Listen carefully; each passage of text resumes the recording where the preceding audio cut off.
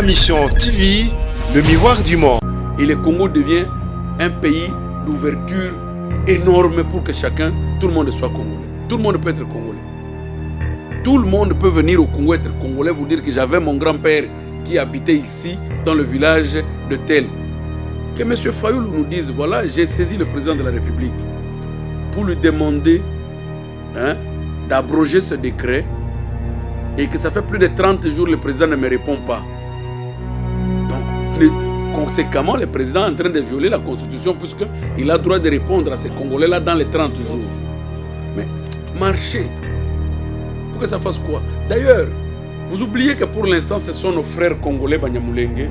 Nous savons que la promesse du chef de l'État, ils allaient que le Lengue a apaiser le peuple, puisqu'il sait lui-même, le chef de l'État, pertinemment bien qu'il faut recourir à la procédure où ils allaient prévue. Nous avons les informations et nous les disposons très mal au peuple qui les consomme aussi très mal.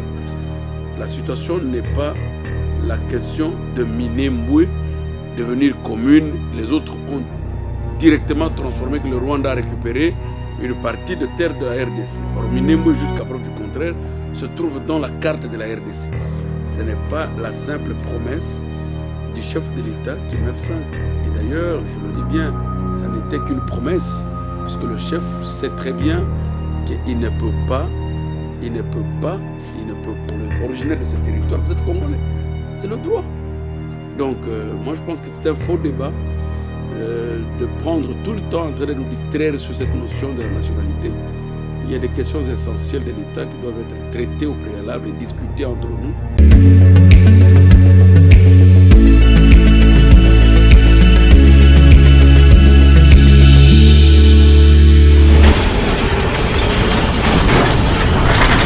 Ma Mission TV, le miroir du monde.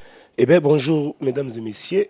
Comme je vous ai dit, que suite à Makambo, surtout on doit chercher Bato Baebi droit, Bato Babi Komayola droit pour essayer un peu d'éclaircir plus Makambo Ezole Kanamboka.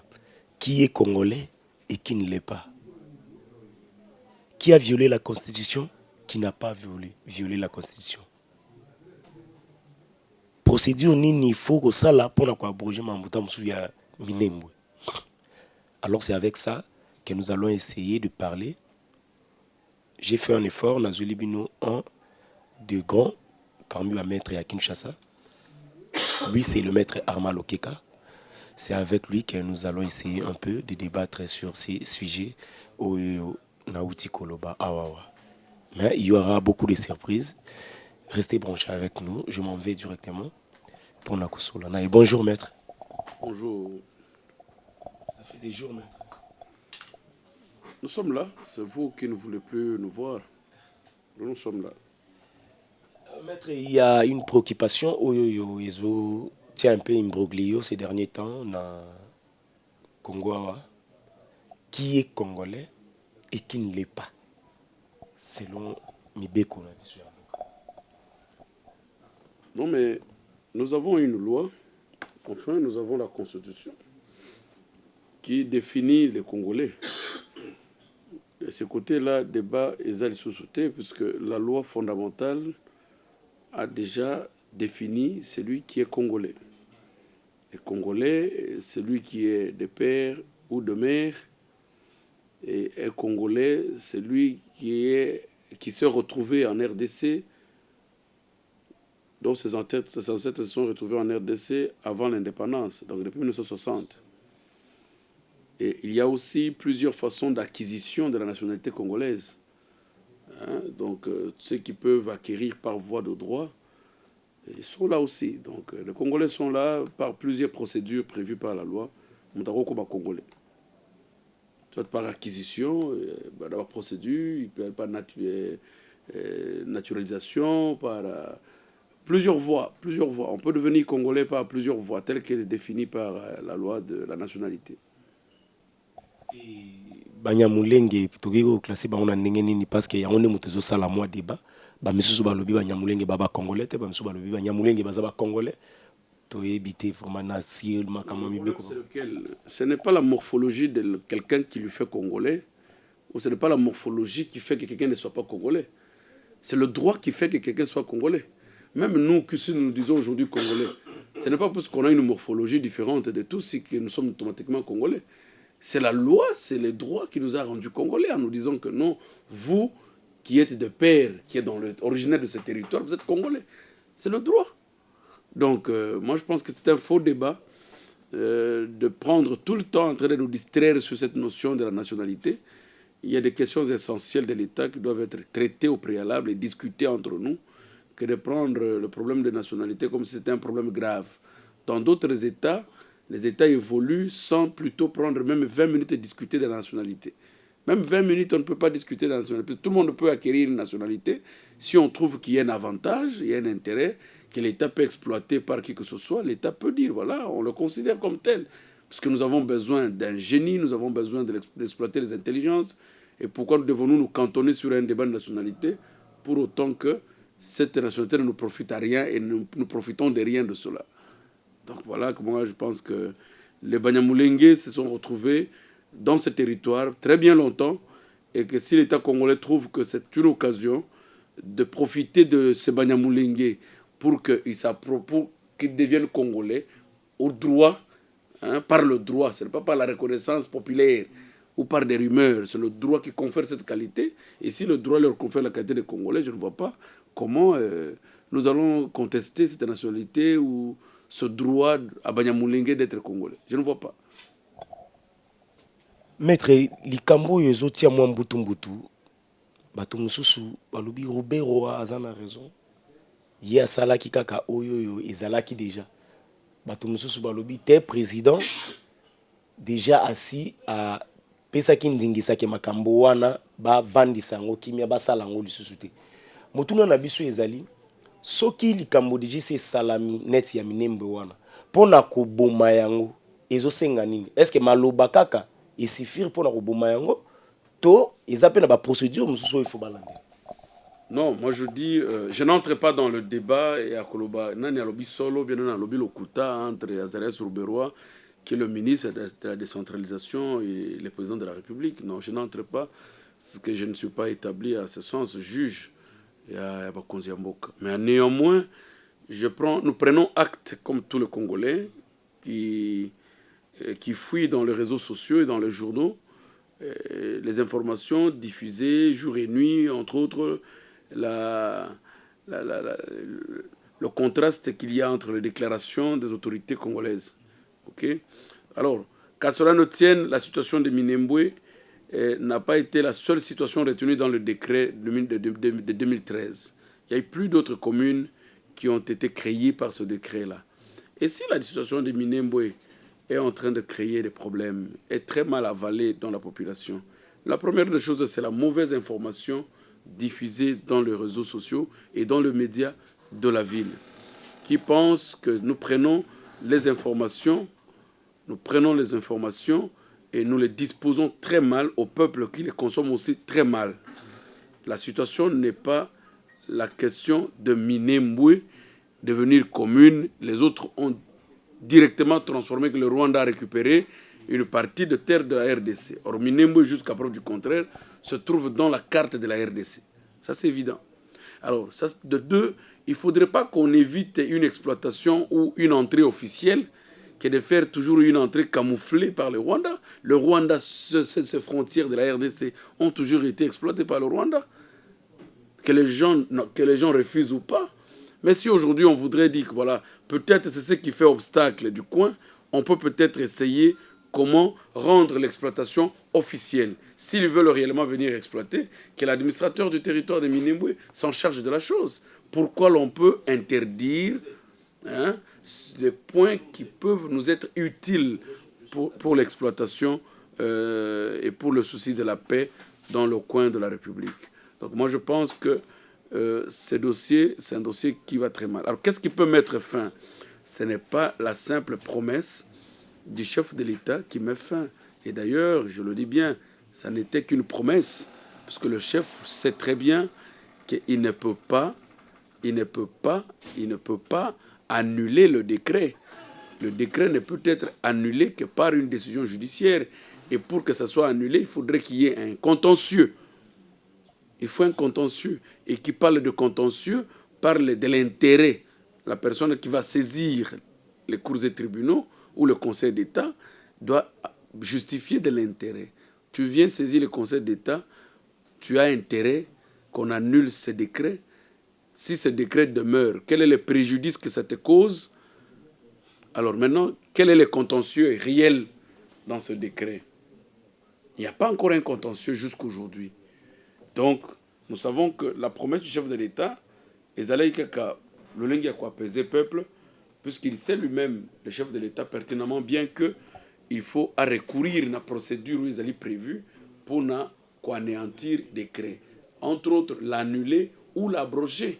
C'est-à-dire, l'autorité où il faut abroger décret, où il faut Premier ministre, avoir décret Moussous, où ils allaient abroger décret à Matata, où ils allaient en 2013. Sans cela, c'est-à-dire que jusqu'au jour où nous parlons aujourd'hui, Minembwe est connu comme commune, comme toute autre commune rurale créée par ce décret, qui jusqu'à preuve du contraire n'est pas encore abrogé et n'est pas encore annulé. Vous comprenez? On peut tout crier, on peut tout faire de beau, à dire et à convaincre aux Congolais que voilà, le pays est en train de partir, mais néanmoins, c'est une situation qui peut se résoudre dans peu de temps. Et il ne suffit pas qu'on érige des commissions et des commissions, non. C'est un problème que le président de la République saisirait peut-être par une simple correspondance au président, au Premier ministre, qui est le chef du gouvernement, pour revoir la situation de Minembwe et lui faire rapport.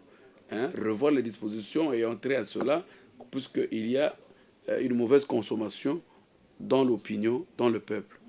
Et si le Premier ministre refuse d'abroger, à ce moment-là, ça fait naître un contentieux. Le refus d'abroger une disposition ou une décision administrative fait automatiquement naître un litige qui est nécessaire de saisir le Conseil d'État pour annuler. Vous comprenez? Mais à ce moment-ci, je ne sais pas qui va saisir le Conseil d'État pour annuler. Donc le président a fait seulement la promesse, acceptons et prenons acte que réellement ça sera annulé. Mais par quelle voie? Il faut des voies de droit. Parce que l'ordonnance du chef de l'État ne peut pas annuler un décret. Ne peut pas annuler un décret. Donc, l'ordonnance du chef de l'État ne peut pas annuler un décret. Non. Ça signifie quoi? Essayez un peu de claircir. Parce que le chef de l'État agit par ordonnance. Le Premier ministre agit par décret. Donc, ce sont les deux autorités différentes et deux instances administratives différentes.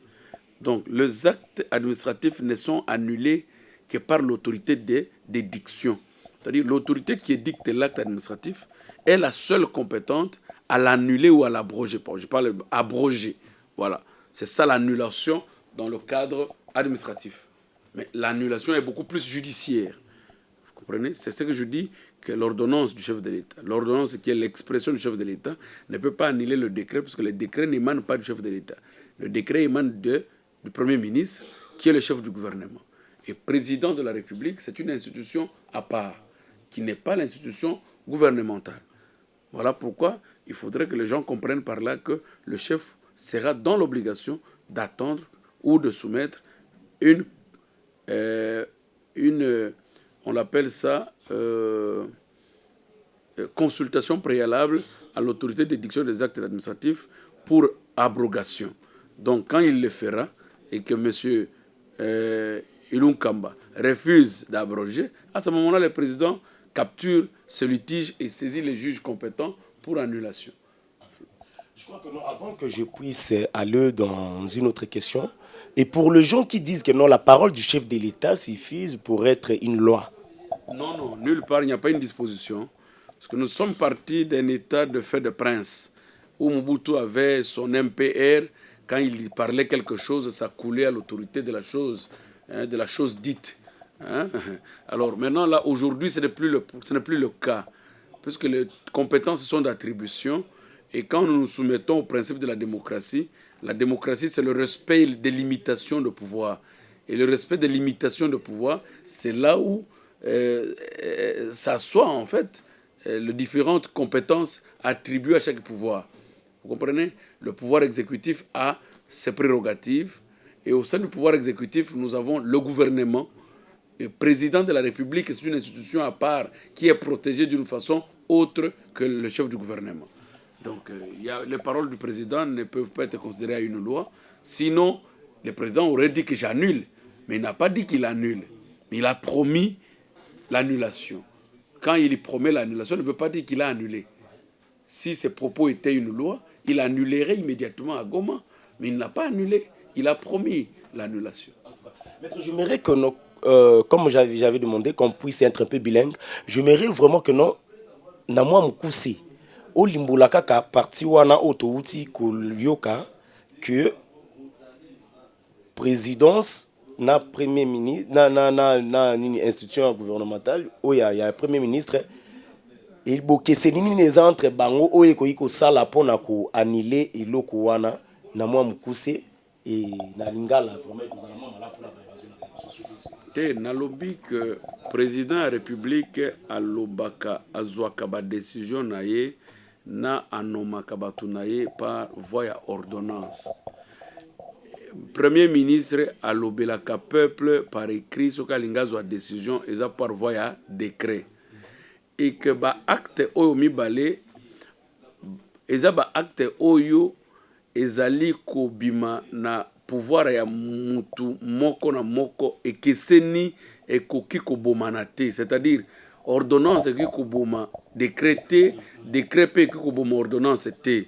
Na pouvoir administratif elingi koloba ete mokonzi oyo azobimisa décision kaka ye wana nde akoki koboma yango, soit soki basali que mokonzi ya mboka amoni ke décision oyo gouvernement ezwi eliami malamu te na peuple na ye akoki kosenga na premier ministre pour que ba abroger, c'est-à-dire ba diminuer makambo elobami na kati ya mobeko wana ou bien na kati ya décision wana. Soki premier ministre aboyi ko diminuer ou bien ko kitisa makambo ya komi na kati ya mobeko wana, mokonzi ya mboka akokomisa eloko wana ekomi litige wana nde ko permettre ye à saisir conseil d'état que non a salanini aboma décision oyo. Mais soki litige ezate moyen bakende ko saisir conseil d'état pour baboma mobeko oyo ekozala te. Ce qu'il faut, il faut asala eloko tobengi consultation préalable, c'est-à-dire a komela mokonzi ya gouvernement pour que a kitisa muke ba article mususu eza na kati ya décret oyo ezali ko poser problème na mboka. Soki mutu oyo azui décret oyo ezali ko abroger, c'est-à-dire ezali ko kitisa bokasi ya décret oyo monsieur Matata azwaki, donc c'est-à-dire que décret oyo bakolobango abrogé par décret numéro tel. C'est-à-dire que décret wana ekufi. Soki ekufi nanu te net nenge tozo sala ba débat wana Kinshasa makambo etali nationalité, makambo etali Minembwe, til de lo Minembwe ezaka commune rurale na ba konzina yango puisque mobeko moko te ebomi yango ezate. Décret moko te et abrogé décret wana ezate. Décision moko te ya justice oyo annulé eloko wana ezate. Donc nenge tozali koloba boye ezali kaka tozoloba likolo mais Minembwe ezali kaka commune rurale parce que au regard ya mobeko au regard ya ko respecter loi o ya mboka Minembwe eza bongo. Martin Fayulu azali na raison ya kotambola po bato musu ba oloba ke non Martin Fayulu azali na raison ya kotambola te osala marche pour na Minembwe aussi le temps que président déjà si anila ki makambo te mais akotambola eza problème te omoni mboka nyoso basi saka makambo kana kotambola te tubo to na ye nanu ye ayebisa biso pour te mettre fin na likambo yo il faut to sala nini yo zo tambola kaka to sala nini puisque décret wana ezwamaki na 2013 soki ata 50 ans plus tard keke zana okana ba effet ata simaliwa na ye ata simaliwa na nga ata simaliwa ya bana na biso décret wana ngeza kana ba effet siko pour que to bima na likambo il faut to sala nini ye en tant que président ya groupe au politique moko ezana kati ya mboka il faut la sala communication na ye biso tolingi mboka oyo tolunga na distraction inutile. Vous comprenez? Tous a trop distrait à tel point que banalise oyo kotindika mboka liboso tozo sala yango te. Communication yeko sala ke bon beaucoup marché to komi na kati ya bifurcation moko trobi non botele mawana il faut to sala nini Minembwe ezonga ezala commune réalité et enfin quand vous dites Minembwe ezala commune réalité et enfin non constitution na biso ezoloba bien que tout Congolais a le droit d'écrire par voie de mémorandum au président de la République. Vous comprenez? Celui-ci a l'obligation de répondre dans les 30 jours. Que M. Fayoulou nous dise, voilà, j'ai saisi le président de la République pour lui demander d'abroger ce décret et que ça fait plus de 30 jours que le président ne me répond pas. Donc, conséquemment, le président est en train de violer la Constitution puisqu'il a le droit de répondre à ces Congolais-là dans les 30 jours. Mais marcher, pour que ça fasse quoi? D'ailleurs, vous oubliez que pour l'instant, ce sont nos frères congolais Banyamulenge. Ils sont congolais au regard du droit. Si quelqu'un a eu son grand-père au Congo avant 1960, aujourd'hui vous allez lui dire quoi? Qu'il n'est pas congolais? Puisque votre loi, la loi fondamentale a reconnu que tout celui qui s'est retrouvé sur le territoire congolais avant 60 est congolais. Bon, maintenant vous allez leur arracher cette nationalité. Comment vous saurez contrôler ceux qui sont des vrais, ceux qui ont eu des arrière-grands-pères à 60 et ceux qui n'en ont pas eu? Comment on saura contrôler? Même les Zimbabwéens peuvent entrer aujourd'hui du côté où ils sont, peut-être à côté. Même les Angolais peuvent entrer ici. Chez nous, ils vont vous dire que non, nos arrière-grands-pères ont été ici à Lufu avant 1960. Nous, on devient automatiquement Congolais. Vous saurez comment ils mentent. Comment on saura qu'ils sont en train de mentir? C'est-à-dire que c'est une ouverture incontrôlée que la loi a octroyé la nationalité aux gens. C'est une façon très abusive. C'est incontrôlé. C'est irresponsable. Comment on peut donner une nationalité aux gens comme ça sans aucun contrôle? Quiconque se retrouvait en 60 avec son grand-père ou son grand-père était en 1960 dans le territoire congolais, même s'il était venu vendre les arachides, même si son grand-père était venu faire les champs, à Idjouila, donc son fils, celui-là devient congolais. Non. Vous voyez que après avoir voté unanimement par voie de référendum, les Congolais s'accentuent pour d'autres choses que de parler sur ce qui est essentiel, de réfléchir sur les problèmes fondamentaux. Qu'est-ce qui gangrène, qu'est-ce qui dérange? C'est parce que nous avons délibérément donné la nationalité à quiconque et le Congo devient un pays d'ouverture énorme pour que tout le monde soit congolais. Tout le monde peut être congolais. Tout le monde peut venir au Congo être congolais, vous dire que j'avais mon grand-père qui habitait ici, dans le village de tel. Vous allez le contester comment? Dites-moi quel est le thermomètre, quel est l'examen, quel est le test que l'on fait pour découvrir réellement si ces gens étaient au Congo avant 60. Quel est le test? Et qui détient la liste de ces gens-là? Voilà. Donc le dossier de la nationalité, je dis à mes frères, analysons les choses froidement pour que nous puissions sortir de ces problèmes. Il ne faudrait pas qu'on fasse de marche. Les marches n'amènent absolument rien. Sinon, on va marcher et ça va faire la toile. Les gens commenceront à visiter les images. On a cassé, on a troué, on a crevé les pneus. Et au lieu de réfléchir à autre chose, nous sommes en train de réfléchir sur le crevage des pneus. On a tapé, on a fait ceci, on a lancé le gaz lacrymogène. Ces lacrymogènes qui sont achetés très cher sont en train d'être gaspillés dans des marches inutilement. Inutilement. Donc il y a une politique qui est en train de nous échapper, la politique de méditation. C'est là le rôle de mon courant pour le salut du peuple. Nous devons méditer, nous devons réfléchir, approfondir réellement de vrais problèmes du pays et trouver des solutions. Certes, on ne vous prend pas comme juge, mais nous posons juste des questions pour avoir un peu des éclaircissements. Concernant le problème du juge que le président avait nommé, qui a violé la Constitution et qui n'a pas violé la Constitution? Parce qu'il y a l'imbroglio sur ces points-là qui partagent vraiment les Congolais. Non, je suis très mal disposé de trancher, parce que je ne peux pas trancher. Mais néanmoins, nous avons constaté, et nous lisons les argumentaires de part et d'autre, la Constitution et les différentes lois et entrée au fonctionnement de la Cour constitutionnelle a présenté les modalités de remplacement des juges de la Cour constitutionnelle. Et le règlement de la Cour constitutionnelle aussi en parle, et que tout ceci doit se passer sous la proposition et avis du Conseil supérieur de la magistrature. Et si le Conseil supérieur de la magistrature dit qu'il n'avait donné aucune proposition ni avis, je pense qu'il y a un problème. Et si le juge, à leur tour, que la procédure de leur remplacement était régulière et qu'ils furent notifiés dans le délai, la loi leur donne aussi 8 jours francs pour renoncer ou rester, c'est-à-dire écrire au Conseil supérieur que nous ne quittons pas, nous sommes encore en train de consommer notre mandat, ou soit d'accepter la nouvelle proposition.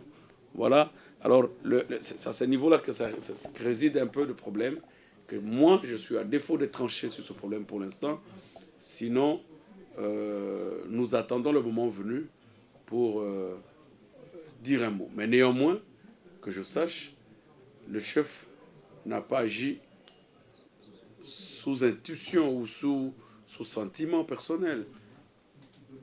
On suppose qu'il bénéficie d'une présomption d'avoir bien agi, sans pour autant que le juge en démontre le contraire. Merci. Le courant pour le salut du peuple, dans ces cas-là, qu'est-ce qui peut amener comme solution? S'il y a violation de la Constitution par l'un ou l'autre, ou par l'une ou l'autre de partie, certainement la loi doit être appliquée. Si c'est le président de la République, nous dirons, voilà, le président est allé poser des actes qui ne relèvent pas de sa compétence. Et si c'est l'ordonnance de la nomination de magistrats qui pose un problème, il faut saisir les juges compétents pour annuler cette ordonnance, puisque même les actes du chef de l'État sont annulables devant le juge. Vous comprenez?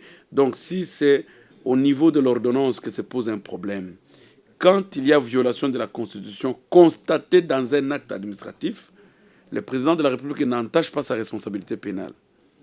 Mais si le président déroge du principe de la limitation de pouvoir et va agir en dehors de son champ d'activité ou de compétence, automatiquement il entache sa responsabilité pénale et c'est là où nous parlerons de la haute trahison. Donc, pour le cas échéant, nous disons non, nous attendons que les avocats de juges agissent ou saisissent les juges compétents pour annuler l'ordonnance de la nomination des juges de la Cour constitutionnelle. Merci maître, je crois que nous sommes arrivés à la fin. Votre dernier mot par rapport au sujets que nous avons. Non, je suis content que tu aies pensé à moi. J'aimerais que les gens comprennent que nous avons un objectif sacré et saint de former tous les ambitieux qui veulent diriger le pays à n'importe quel niveau. Nous n'avons pas une autre mission que la mission de former, de donner l'éducation politique aux gens, l'éducation de la gestion de la chose publique pour que l'on ne vienne pas apprendre quand on est au pouvoir. Plus vous comptez venir apprendre quand vous êtes au pouvoir, plus le peuple en pâtit et le peuple est meurtri durant des années et automatiquement votre pouvoir sera très mal coté. Dans tous les États normaux au monde, les ambitieux politiques sont formés. On ne naît pas leader, mais on devient leader au regard des ambitions que l'on renferme. Vous comprenez? C'est la même chose que les gens qui passent par des écoles de leadership apprennent comment peut-on devenir leader, comment peut-on devenir charismatique, comment peut-on devenir un homme de pouvoir, comment peut-on devenir un bon politicien. Donc ce ne sont pas les marches, ce ne sont pas les discours, ce ne sont pas les titres ou les fonctions qui font que la personne devienne un bon politicien et devienne un bon gestionnaire de la chose publique. Donc c'est à cela que le courant interpelle les Congolais de venir dans les échanges que nous faisons souvent, de venir dans le débat que nous faisons souvent, pour dire les contraires de ce que les autres disent. On ne peut pas emballer tout un peuple dans le désordre, dans la distraction. Non, j'ai dit au peuple congolais de ne pas se laisser distraire, mais plutôt de considérer le sens de leur avenir comme un objectif sacré qu'on ne peut pas perturber. Merci maître, je crois que vous avez compris. Malgré qu'on a fourni des efforts pour que maître soit un peu bilingue, il est resté dans son coin parce que c'est presque la langue qu'il utilise chaque jour. Alors il va essayer de comprendre. Et je crois que nous sommes arrivés à la fin. Vous avez compris comment le maître a expliqué. Vous avez une idée ou vous voulez parler, notre numéro est là. Contactez-nous et je serai là aussi dans votre bureau pour essayer de donner votre avis par rapport à tout ce qui se passe dans le pays. Merci, Volding Gituka. On se limite ici pour aujourd'hui. À plus. Ciao.